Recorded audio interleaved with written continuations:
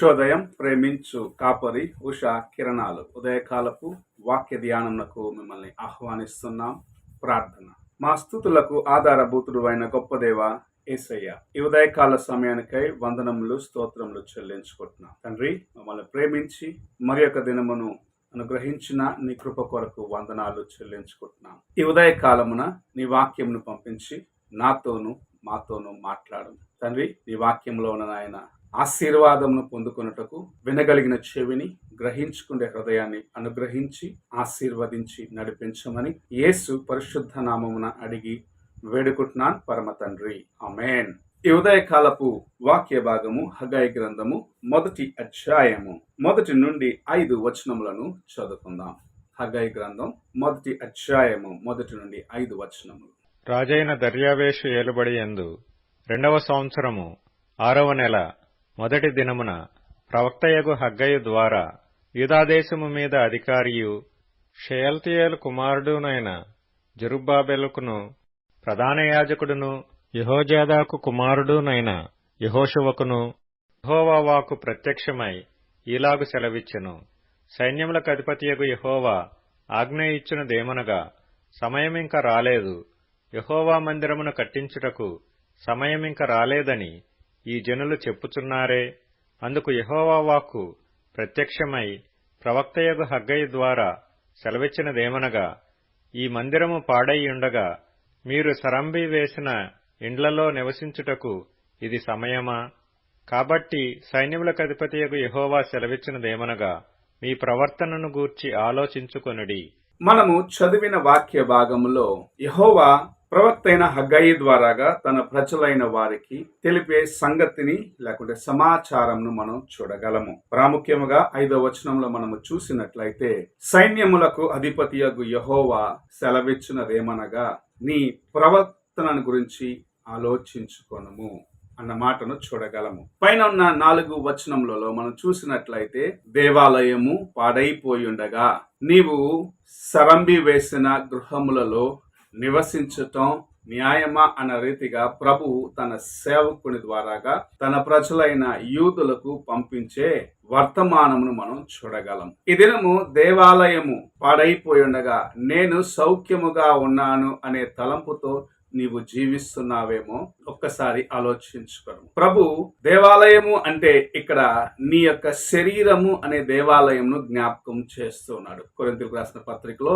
ఈ మాటను మనం చూడగలం. నీవు ఆయన యొక్క దేవాలయముగా ఉన్నావు, నీలో ఆయన యొక్క పరిశుద్ధాత్మ నివసిస్తున్నది. ఆయన నివసించే ఆలయము పాడైపోయి ఉండగా నీవు దేవుని సన్నిధిని మరచిన వ్యక్తిగా, లోకములో ఉన్న వాటిని చూసి ఆనందిస్తూ దేవుని యొక్క కార్యములను మర్చిన వ్యక్తిగా ఉన్నావేమో అని ప్రభు తన వాక్యము ద్వారాగా నిన్ను హెచ్చరిస్తూ ఉన్నాడు. అందుకే నీ ప్రవర్తనను గురించి ఆలోచించుకొనమని సైన్యములకు అధిపతియగు యెహోవా సెలవిచ్చుచున్నాడు. నీవు దేవుని సన్నిధిలో లేకుంటే నీ హృదయమును కాపాడుకునే విషయంలో ఎలాగూ ఉన్నావు, దేవుని సన్నిధిలో నీ యొక్క హృదయమును ఎలాగూ కాపాడుకుంటున్నావు అనేది ప్రభువు నీ ముందుంచిన ప్రశ్నగా ఉన్నది. అనేక సార్లు నేను దేవుని సన్నిధికి వెళ్తున్నాను, ఆదివారం అయితే ఆలయానికి వెళ్తున్నాను, ఏదైనా ప్రత్యేకమైన కూటములు ఉంటే ఆ కూటములో నేను పాల్గొంటున్నాను, ప్రార్థనకు నేను వెళ్ళే వ్యక్తిగా ఉన్నాను అని నీవు తల వంచవచ్చు. కానీ నీ హృదయములో దేవుని యొక్క వాక్యము నిలిచి ఉంటుందా? నీ హృదయము దేవుని యొక్క వాక్యానుసారముగా ఉంటుందా అని ప్రశ్న వచ్చినప్పుడు నీవు ఎలాంటి సమాధానాన్ని చెప్పగలుగుతూ ఉన్నావు? నీ తలంపులు దేవుని తలంపులతో ఏకముగా ఉన్నాయా? లేకుంటే దేవుని యొక్క తలంపులు కలిగిన వ్యక్తిగా జీవిస్తున్నావా? లేక దేవుని సన్నిధిలో ఉన్నప్పటికీ నీ హృదయపు వాంఛలు లోకానుసారముగా ఉన్నాయా అని పరీక్షించుకోవాల్సిన వ్యక్తిగా ఉన్నావు. అందుకే ప్రభు సెలవిస్తూ ఉన్నాడు, నీ ప్రవర్తన గురించి ఆలోచించుకోమంటున్నాడు. నీవు చేసే కార్యములు ఎలాగున్నాయి, ఎలాగూ దేవుని దృష్టికి ఉన్నాయి అని మొదటిగా ఆలోచించుకున్నామంటున్నాడు.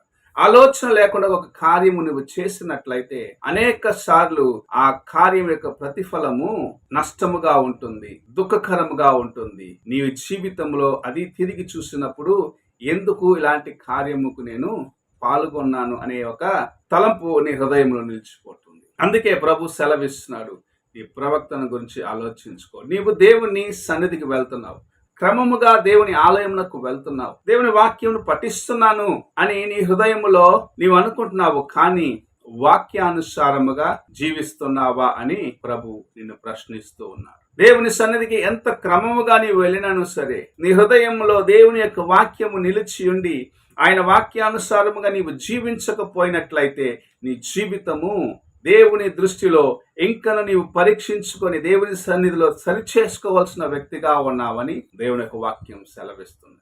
మందిరము పాడైపోయిందంట. అయితే దేవుని ప్రజలైన వారు సరంబి వేసిన గృహములో హాయిగా ఉన్నారు, సంతోషిస్తున్నారు అన్న ప్రశ్నను ప్రభు, లేకుంటే అన్న ఆరోపణను వారి మీదికి ప్రభు తీసుకొని రావటం మనం చూడగలము. ఈ ఉదయ కాలమున ఇదే ఆరోపణ నీపైకి తీసుకొని వచ్చినట్లయితే నీవు ఎలాగూ దేవుని ముందు నిలబడతావు?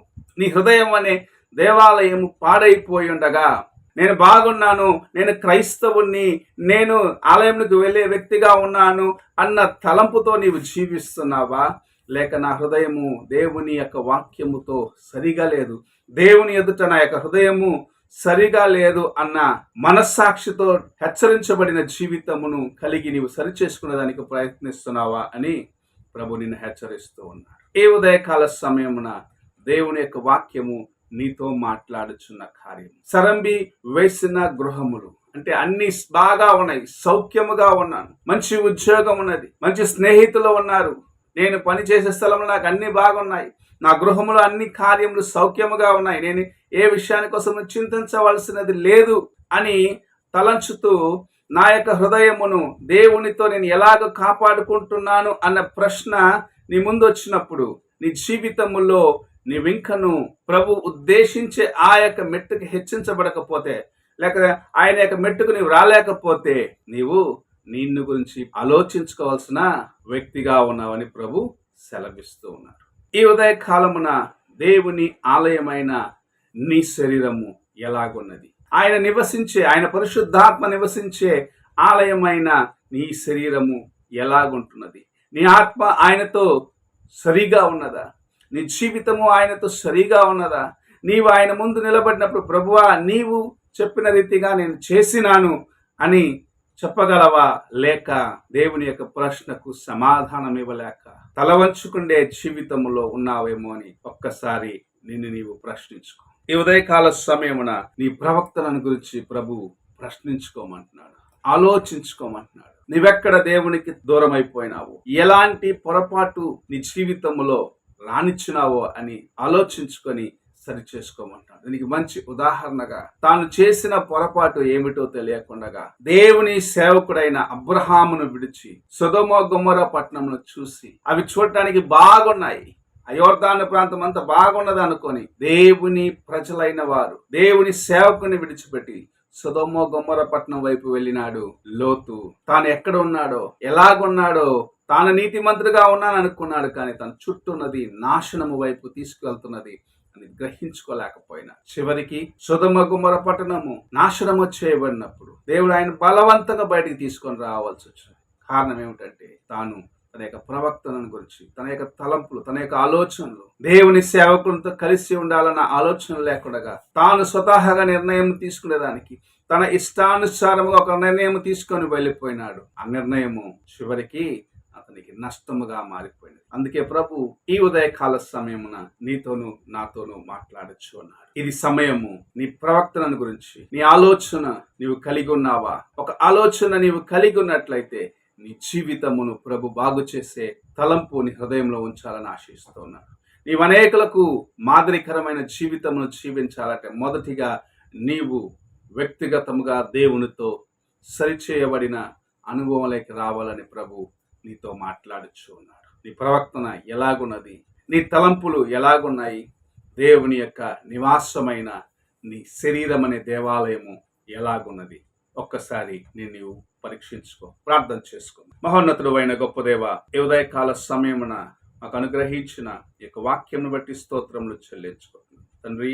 సరంబి వేయబడిన గృహములో నివసిస్తూ నీ మందిరము పాడైపోయి ఉన్నది దేవా, గుర్తించలేని స్థితిలో ఉన్న ఆ దినమునైనా నీ ప్రజలైన వారితో మాట్లాడిన ఆ వాక్యం మా ముందు ఉంచున్నావు. ఈ దినమునైనా మా శరీరం అనే దేవాలయము ఎలాగున్నదో అని పరీక్షించుకొని ప్రశ్నించుకొని మరలా ఒక్కసారి నీ ముందుకు వచ్చినప్పుడు నాయన మమ్మల్ని సరి చేసుకునేదానికి నీవిచ్చిన ఈ వాక్యంను బట్టి వందనాలు చెల్లించుకుని నీతో నాయన కలిసి నీ వైపు చూసి నడిచేదానికి దేవా మా యొక్క తలంపులు నీ తలంపులుగా మార్చబడేదానికి మా యొక్క ఆలోచనలు నీ ఆలోచనలుగా మార్చబడేదానికి మాకును సహాయం చేయమని ప్రభువైన యేసు క్రీస్తు నామమున అడిగి వేడుకుంటున్నాను పరమ తండ్రి ఆమేన్. తండ్రి అయిన దేవుని ప్రేమ, కుమారుడైన క్రీస్తు కృప, ఆదరణకర్త అయిన పరిశుద్ధాత్మ యొక్క సహవాసం ఇప్పుడును ఎల్లప్పుడూ తోడై ఉండి సదాకాలము నడిపించును గాక.